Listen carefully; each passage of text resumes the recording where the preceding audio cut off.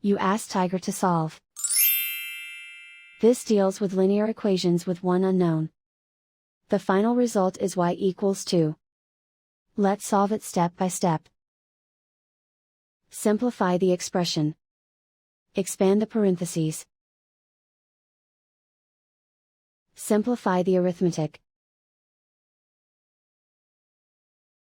Group all constants on the right side of the equation. Add 21 to both sides. Simplify the arithmetic.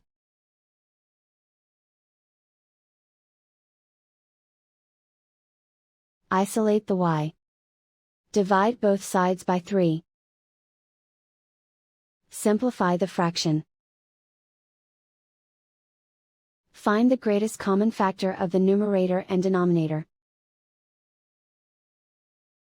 Factor out and cancel the greatest common factor. And so the final result is y equals 2.